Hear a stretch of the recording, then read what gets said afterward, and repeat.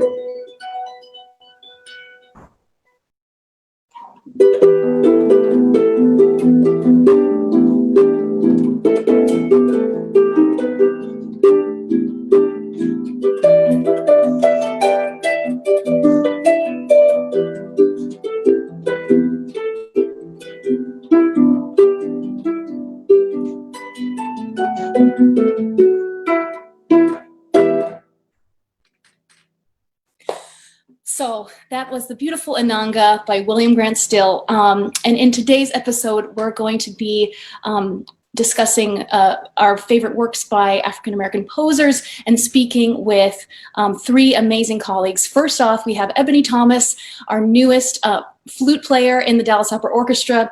I have been so privileged to know Ebony for the last several years. We actually performed together this summer in the Santa Fe Opera. So we had a great chat yesterday that we pre-recorded for you, followed by a very special duo from one of our favorite pieces, the Pearl Fishers. So here we'll have Doug take it away to show you this interview, and we'll be back in a minute.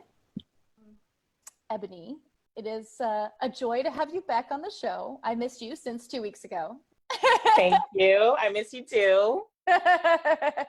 And it's been really special getting to connect with you, especially these last few weeks as we see everything that's going on in the world. And, you know, and I so love your friendship because we're able to have these conversations where often I don't know, you know, always what to say or what to ask. And you're so patient and open and like, well, this is how this conversation works. And, you know, and I think that's what a lot of us are sort of learning how to do right now. Yeah, I mean, that's an important part of, you know, changing the way things have been for so long, you know, just having open dialogue, you know, allowing people to kind of make mistakes, you know, when they're having these conversations too. So do you think that what's happening now is different maybe than what we've seen before? Yeah, I mean, I always think as time goes by, when recurring events come back up again, there's always a little bit of change just because, you know, the world has progressed and maybe it hasn't progressed as far as, you know, civil rights as much as we think or want them to, but technology has progressed. And unfortunately, and fortunately, it takes, you know, social media and people filming and taking pictures for people to actually believe what's going on. I mean, not even with race, I can give another example. It's like this whole thing with wearing a mask. You know, some people don't see the coronavirus unless they're directly affected. You know what I mean? So when people see, oh, wait a minute, these people are not just complaining to complain, they are telling the truth, and they have been for years and years and years and years. And sometimes for some people, they have to see it to believe it. So, so Ebony, I will always remember this summer when we were in Santa Fe together, and I was over at your cute little condo, which was still like probably the cutest condo I've seen. I love that place. I know. Oh, I miss Santa Fe. And we were talking, and I remember we had, like, you just totally opened my eyes. I mean, we talked about everything. I mean, we always talk about everything, but you told me a lot about, you know, your experiences, you know, as an African-American artist, you know, in this field that of course is very predominantly white. And there's one thing I remember you told me your dad said is that it was whatever you do, you have to be the best at it. And even then it won't be enough. Am I saying that correctly? Yeah, close. Yeah. It was my grandfather, and he, you know, told us all, and he was like, it doesn't matter what you do, like what you major in, but you have to go to school. And whatever job you get, you have to be the best, because then nobody will ever tell you that you got something because you were Black, you know, so. Wow. Yeah. And I mean, and look, I mean, you are one of the hardest working people I've ever known. And what most people don't realize is that you have been in the finals for literally like every major orchestra in the country. Yeah. New York, LA, Chicago, Dallas. Obviously, we're so lucky to have you in Dallas Opera. Houston 1 year, New World for, was it 3? I was there 4 years, actually. Oh, 4 years, yes. And we didn't overlap per se, but I do remember subbing when you were there, and I was like. And then your first gig out of New World was with the Knoxville Symphony. That's right. So what was that experience like compared to your previous positions? Whew. Well, it was a learning experience. Let's put it that way. I mean, I grew a lot as a musician and as a person. I made some wonderful friendships that still stand to this day, but it was hard. And I mean, I'm not going to lie, one of the main reasons I quit was because of the racism. And, you know, racism is kind of a hard thing to explain sometimes. Like, I think why people who aren't minorities kind of like freak out when people bring up racism is like, there are different degrees of racism. You know, there's microaggression and then there's murder, you know? I mean, and so I think when people hear that word, they automatically assume the highest degree of racism. I had a really difficult time. You know, it's sometimes these things are hard to explain to people who have never been in that situation. A lot of times people really know how to behave to not be fired. You know, people don't always have their cell phone or video camera on it, on them, I should say. And it was tough, but I learned a lot. I got out of it, much better place now. So. Can you tell us what some of these experiences would be like, things that we wouldn't notice, but that for you are obvious demonstrations of this? I wouldn't say a lot of times that they're obvious, to be honest. I mean, you know, I've given you examples of some very obvious situations and with witnesses and nothing was done about it. But I mean, it's kind of like any type of bullying, you know, it's hard to pinpoint. And even myself, you know, as a person of color, the last thing I want to assume is somebody did something because of my race. So a lot of times, you know, I'm like, maybe it's something else. And then it took, you know, friends on the outside to be like, no, girl, this is what's happening. You know, you need to get yourself out of this situation. So, wow. Yeah. Yes. I remember you telling me too that even sometimes you show up for a gig, right? And you come in with everyone else and you have your instrument and they will mistake you for someone completely different. I mean, right? What was this happens probably 80% of the time I go places, but you know, people think I'm the valet or, you know, I'll have on my heels, my concert black, it doesn't matter. And that's hard to explain to someone who's not a person of color because people will be like, oh, well, maybe this or maybe that. But I'm like, the underlying issue is the fact that somebody sees you as less than. Like, oh, there's no way that she plays in an orchestra, you know? I guess one thing I'm really curious to explore more, I think we all are, was, you know, what advice would you give to your friends, your colleagues, you know, who are white and who need to get on board with this and be supportive and progressive in a real way? And what can arts organizations as a whole do, maybe as us individual artists within that organization, but, you know, how can we not only respond personally, but also systemically to help change this environment? I mean, the first thing is just being aware. You know, I've had so many people. My first year in New World, I was the only African American in the orchestra, and I was always invited to these like events, and people would come up to me and be like, well, why are you the only Black person? I'm like, well, I can only speak for me, you know, just like white people. There are many varying degrees of Black people. I mean, there's no like blanket statement, but I would say being aware of the issues, going to your arts administrators and talking about diversifying programs, just having more inclusion and diversity within orchestras and choruses and opera and, yes, you know, the board, you know, because the more perspectives we have in any aspect of life, the better. You know, it's kind of like when you're talking to your friend, you know, you have this problem and then they tell you something, you're like, I didn't even look at it that way. You know, that's why diversity and inclusion is so important. You get so many different points of view, which is only good. There's nothing bad that can come out of that. So absolutely, especially if our goal is to stay relevant and connect with our audiences and our community. We can't do that if we're not communicating with that part of the community. And Ebony, thank you so much for speaking with me today. Thank you. Thank you for having me. Talk to you soon. Bye. Bye.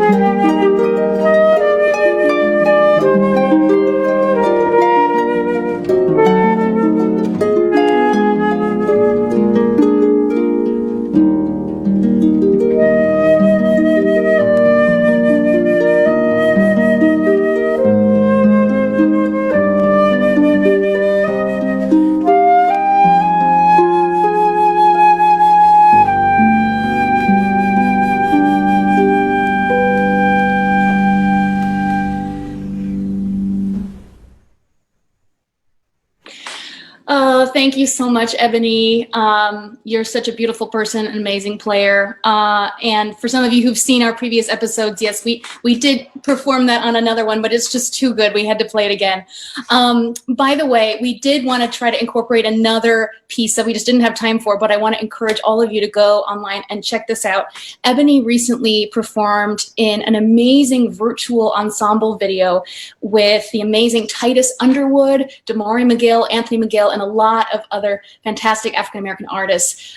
This video has already had over 500,000 views in the last 3 days, and I want to encourage you to go online and find it. It is by Titus Underwood. He is one of our mutual friends, an amazing oboist in the Nashville Symphony, and they recorded Lift Every Voice and Sing, which is basically the unofficial African-American national anthem. It has just beautiful, beautiful lyrics, and it's so well performed. So I encourage you to go check it out.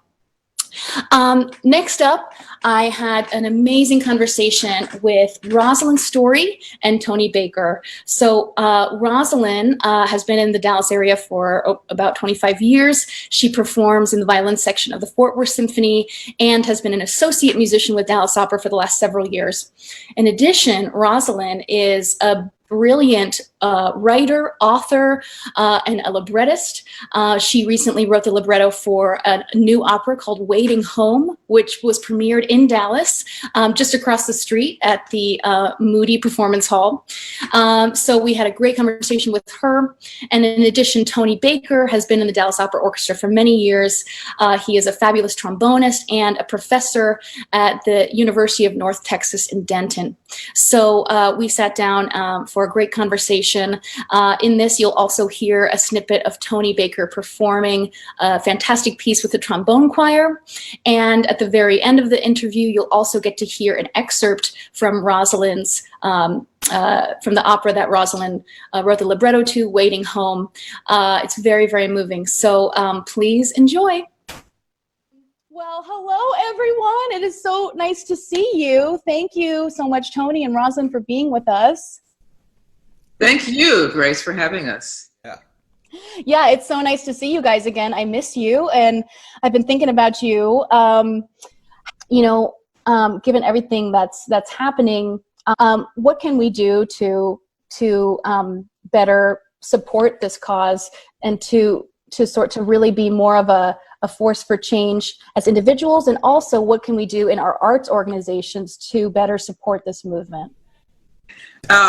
I've been waiting for someone to ask me that question because I have some thoughts on that. And it's changed over the years because I have seen this movie before, and I think Tony would agree. I mean, I was around during the Rodney King beating riots, and it just, the whole thing with the civil rights movement. I was very, very young when that happened, but I remember the conversations, and the Watts riot, and in a way, many of us who are African American are weary of this repetition. Why is it that 20 years after Rodney King, we are seeing something that happened that was even worse than that? So when someone asks me what can we do, first of all, I'm grateful for the question, for the curiosity.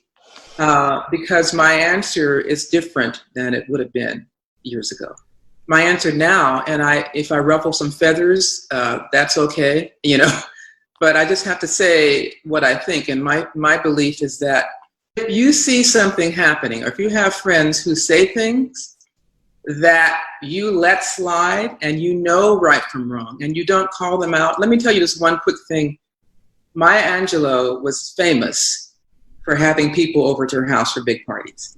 And she once said that, and this is, Oprah Winfrey actually told the story. She was giving a party at her house. Somebody came in and was talking, saying disparaging, negative things. I don't know if they were racist or not. Maya Angelou said, "I'm sorry, but you have to leave my house now. I don't tolerate that kind of thinking or talking in my house because the energy is negative. I don't want it in my space." Now, if my progressive friends say that they are, sincerely interested in the struggle and what's happening now, and they want to do something, I would say, when you hear somebody say something that you know is wrong, call it out. I would ask all of my white friends to rise up and just do not allow things to happen in your presence without saying something. I see the difference in what I'm in 20 years ago and even before. When I see the images on TV of those masses of people, at least there are so many young white kids out there. It just really warms my heart. And I didn't see that 20 years ago or more. They have taken up the cause, and it's important to them. Almost, and the passion in their eyes and in their voices, it's almost like it's happening to them. And that just really gives me hope. I think, and looking at that, I decided that this is a problem that Black people cannot solve. We have marched, we have voted, we have protested, we tried passive resistance, civil disobedience, nonviolence, all of these things, and here we are back in 1992, the Rodney King riots in Los Angeles. I think this has to be a situation that our white friends find it to be as important to them and the benefit of our society as it is for us. It's always been a Black conversation about race. It's never really been a white conversation about race. Yeah. Race has to be as important to my white friends as it is to me. This is an American experiment that hasn't, where races come together and people who look different and come from different backgrounds are expected to live together and cohabitate in the same landscape. That hasn't really been done. Is it possible we can do it? Well, it's possible to me, but we have to do better. It has to be equally important across the board. Rosalind said most of, pretty much all of what I would have said. It's funny this is happening. Grace, you had asked me about possibly doing this at 11 o'clock this morning, and I wasn't available. And the reason I wasn't available was because a former student of mine contacted me just really needing to talk to me this morning. That it was about everything that's been going on. He's a white male, and he's as he said this morning, he's as white a male as a white male can get. But know the feeling. Yep. But he's been really deeply emotionally troubled by everything that's been going on, and he just needed to talk to me to just kind of find out how he should be thinking, what he should be doing, questioning himself. Have I done things and said things that have hurt someone of color that I care about? And we talked for about an hour and a half, and I told him, listen, the fact that you're even asking this question, you're already 51% of the way there. The fact that you even care, the fact that you've been bothered enough by this that you just had to talk to me about it. And so I told him basically the same things that Rosalind was saying. I told him, listen, the things that you can do are, if you see something, say something. Don't just let things go by when you observe that they happen, because too many things are just allowed to go by that get said and done. And also told him to don't be afraid to ask questions. If you don't understand, ask your Black colleague or your Black friend, why is this important to you? Why is this a problem? I don't disagree. I just don't understand. And I'm always happy to answer those kinds of questions. What I left him with, I said, listen, just try to treat everybody like a human being. If you do that, you're gonna be the vast majority of the way there. That's an amazing story that your student was able to reach out to you and to have that honest conversation, because I think that even just picking up the phone sometimes is the hardest thing. Like when I first talked with Ebony, even coming up with the right question to ask, is hard. So sometimes what I realize is, well, how are you? How are you doing? We don't necessarily have to have the answers. I mean, many of us don't, but to be able to listen to our friends and, like you say, to really hear them. We've seen a lot of arts organizations posting, I support Black Lives Matter and I'm here for you, but then I guess we're all sort of wondering, well, what is the next step then? You know, so you pledge your support and you pledge your appreciation, but then what can we actually do to create that lasting change? Is it programming, employment, you know, all of these things? Well, Grace, I would say that one thing I wanted to add to what I said before is that I feel that the arts organizations for a while, we're trying to do better. Back in the 90s, it was then called the American Symphony Orchestra League, put out a long kind of manifesto saying that if you meaning orchestras around, if you don't diversify your membership and your programming and all that, you're not going to have an audience in many years. Your audiences are getting older, they're getting whiter, and they are going to diminish. And if you think that those moneyed, wealthy patrons are going to sustain you, think again. Well, there was a little attempt to change that, but then it sort of went away.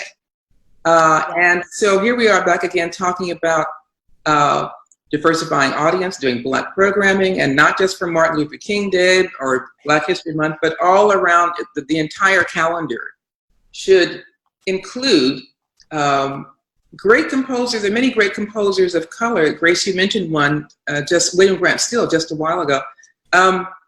Why are they not on the subscription concert series? Why are they on the pop concert? Tony has a lot to say about that too. Yes, Tony. Again, Rosalind's hitting the nail right on the head. But go another extra step and come up with composers and lists and to help people know what they should be looking for. Or else it becomes, for lack of a better way of saying it, a token gesture, you know. Yeah. And Grace, to add to that, Tony made an incredible, wonderful point that the resources are there. You have to know where they are. And so you have to have specific ideas, not just talk, but just come up with a plan. And there's a wonderful database. The Rachel Barton Pine Foundation has a great database, a music of Black composers. If you go there, you will see an incredible database of the music of Black composers, some 350 Black composers and their music. And she has access to the music. In other words, there's no excuse for saying, you know, that can't find any Black composers' music. It's not very good. It's not been vetted by the powers that be. Well, that's not true. It just hasn't been performed enough. That's so beautiful. You know, obviously we can say our auditions are usually blind. I mean, they're blind up until a point, but you know, what do you think would be the necessary steps to correct that balance? I know it probably starts really more on the educational level and opportunities and all of that, but I mean, so I guess what are your thoughts about that? And I mean, if you're comfortable sharing, I'd love to know if you have had experiences where you feel where you were not granted employment or you know, an opportunity was taken from you, you know, for the wrong reasons. And something that that I need to be clear about is I absolutely don't think that anybody other than the best musician should be hired for the position. Yeah. That's just how I feel. And I feel that way even if it means that it doesn't change the numbers of you know, people of color in the orchestra. That's just how I feel. I don't think there's much artistically the orchestra can do about that. But what the orchestra can do, and you kind of hit the nail on the head, is in terms of education. So many orchestras in the country have fellowships specifically set aside for players of color. And that's something that I would love to see in the DSO. I don't think the DSO has anything like that. The Detroit Symphony has something like that. But that's something that I would love to see the Dallas Opera do. Have a fellowship that you must audition for. Set aside for the training of a musician of color. That at least helps to create that next generation of players and teachers. When I was an undergrad, I was invited to audition for the fellowship for the Detroit Symphony. I had to send in a recording, and so I took the audition, and I was the runner-up for the audition. A gentleman named Ken Tompkins won the audition. Well, Ken has gone on to become the principal trombonist of the Detroit Symphony. Wow. And that's an opportunity.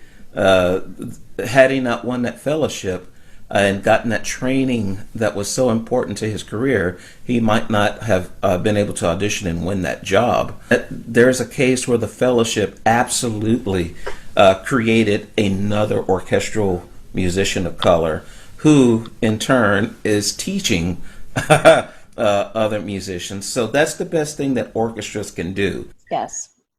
Yeah, I don't know. I agree with Tony all the way, and everything he said is absolutely true, that the talent is out there. I think a lot of people can really play. I think the African-American players of note tend to hover on the East Coast and the West Coast, and not necessarily want to take the risk of flying to an audition. Now, you even get the problems of economics. How much does it cost to go to an audition? And when I was coming along, it was barely affordable.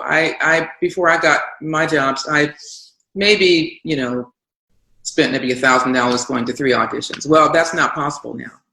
So I would love to see, and this might apply across the board, some kind of subsidy for getting money to go to an audition. And this would be for the top people who have been recruited, who've been invited, great resumes, great track record.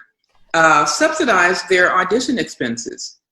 Because I tell you, if I were a young person now, I don't know that I would want to take the chance in spending $1,500 for 3 days in a city and not get the job and not even have a chance to get the job. Even though many of us have risen to the middle class, we're not necessarily so well funded by parents and grandparents with incredible bank accounts that we can afford to do that. So that would help, and it's certainly for people who are not African American, just don't have the money to put auditions. So that's one thing. Yeah. Okay. Well, hope you have a great rest of the night with your family. Be safe, and we'll talk soon. Bye, Tony. Bye-bye. Bye.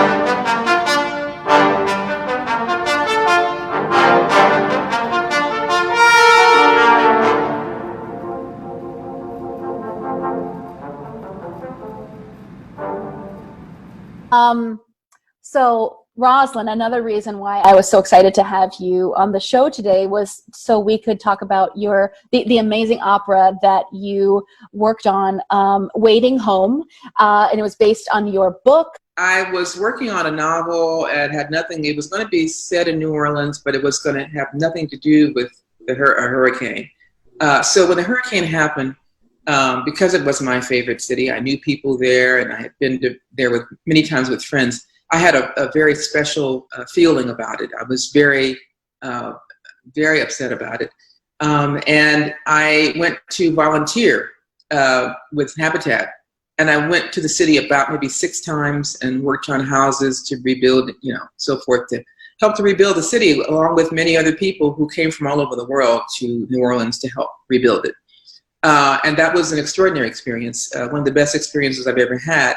Wow. And so I compiled some stories real things, real people, fictionalized some of them. But I created this narrative about that is not true.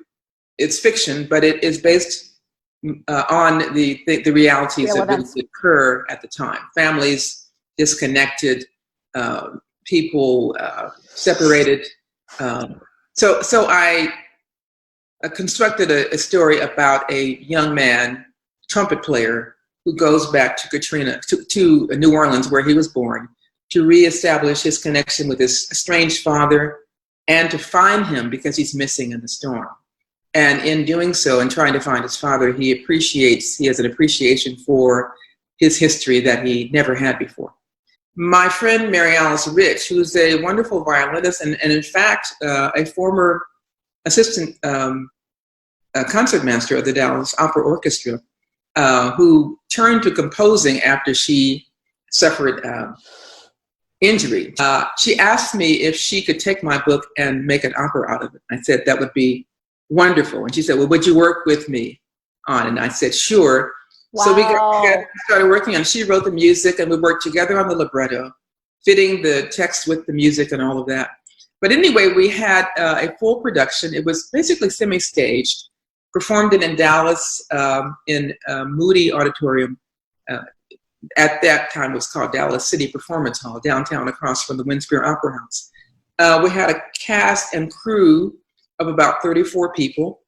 It was so well attended, we turned away at least 100 and some odd people. So the first clip will be the very opening. And that features Donnie Ray Albert, who is an amazing singer, but world famous, world renowned baritone, bass baritone, actually now a high baritone. Okay. But he plays the role of the father of the main character, Julian. So these are the two characters who kind of anchor the production. Julian is looking for Simon, his father, in the storm.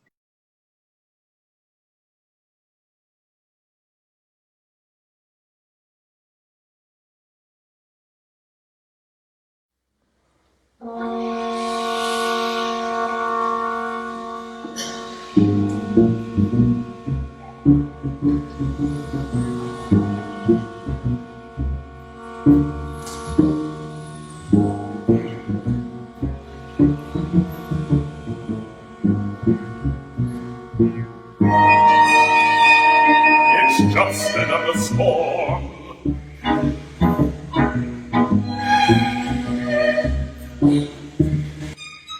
It's just another storm.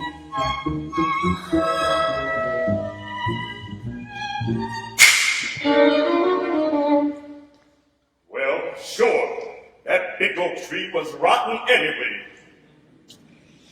It's gonna be okay.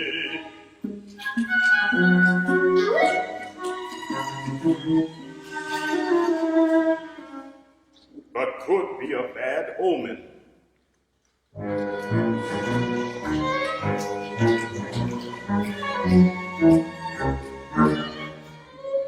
Nah, it's just another storm. Not just another storm. There's no need for worry or for fright. It's just another storm.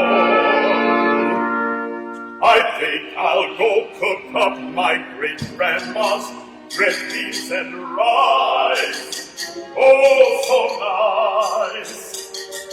Her recipe handed down to me over years. There's no better comfort food to calm your fears. No better comfort to calm your fears. You know I was once the best chef in New Orleans, baby. I still am. After all, it's just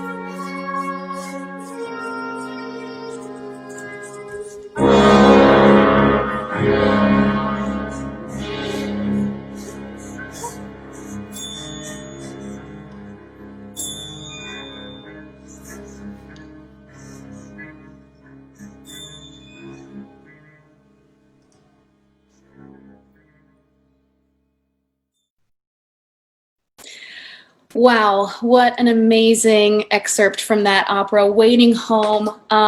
Bravo, Rosalind, such an incredible story that you and Mary Alice brought to life. I wish I could have seen it. By the way, featured in that performance was also Ebony Thomas and Tony Baker performing in the orchestra. And the dancer was the beautiful Angela Dearman, and choreographed by Michelle Gibson, all local Dallas artists.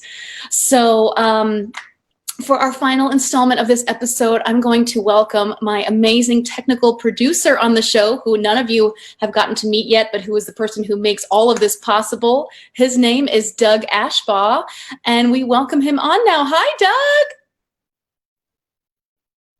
Doug. Hey. Just getting audio figured out. Okay. I can't hear you, but maybe I think you can here now. it is. Yes. Yay. Excuse me. Oh my gosh. I don't even want to think about how many cords and wires you are surrounded with right now to make this happen. Oh, well, thank you so much for everything you do. You are so amazing. Oh, well, I'm welcome. Or you're welcome. So another reason we wanted to let you all meet Doug is because this week in Rochester, we actually released a brand new virtual orchestra recording by musicians of the Rochester Philharmonic Orchestra. We had 60 musicians, 60, send individual videos and sound files to Doug, who then compiled everything into really one of the most beautiful virtual performances that I've ever seen. And we worked on this together, which was so amazing. And Doug, you are so very patient with all of this. How many hours would you say this took on your end? Oh, couldn't have been less than 75 hours. Oh, yeah, just 75 hours. Wow. Well, and I mean, all I can say is that, you know, I think it was so worth it. What you guys are going to see, we're going to play this for you today. This is a recording of a piece called Call to Worship by a Pleasant Valley Suite. This suite was written by our principal pops conductor, Jeff Tyzik. Some of you may know him in Dallas. He is also the pops conductor for Dallas Symphony Orchestra. But RPO always likes to say, we had him first. Jeff is amazing because, again, he's not only this great conductor, but he is a beautiful composer. So he wrote this music, the Pleasant Valley Suite, and he helped us with some of the sound engineering to put it together. And what this ended up being was not just a normal sort of virtual performance, but we also really wanted to incorporate scenes from Rochester. Many of you might not know that Rochester was actually the hometown of Frederick Douglass and Susan B. Anthony, as well as amazing, arts philanthropists like George Eastman, Kodak, and all of this. So what we made an effort to do was not only incorporate that, but also in Wake Up this last week, I went all around town. I just took out my phone and I took photos of the amazing Martin Luther King Jr. Park and some other, really, really special landmarks that could sort of really help convey this message of unity and coming together. So Doug, thank you so much for bringing this to life. Well, thank you for going out and taking all the pictures. That was great. And we had wonderful pictures from various photographers in the community, and it's just all come together to make a really nice video, if I may say so myself. But very nice. Absolutely. So we're going to show it to you here too, but if you guys want to take another look at it, feel free to check out Facebook page of the Rochester Philharmonic Orchestra to see it again and share it. And we just hope this is a beautiful message of community and love for not only for Rochester, but for everyone. So here is a call to worship.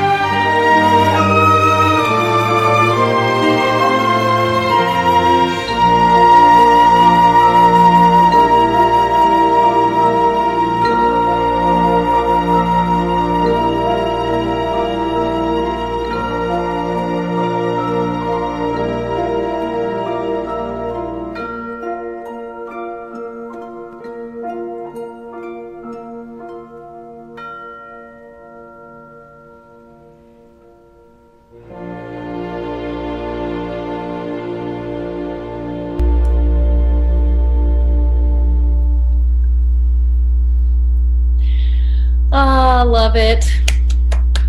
Such a beautiful piece. Thank you, Doug. Again, bravo. And we hope you enjoyed that little tour of Rochester. And of course, our hearts are with all of you in Dallas. In fact, Doug, I got an idea. Maybe it might be time to do something like this for the Dallas Opera Orchestra, eh?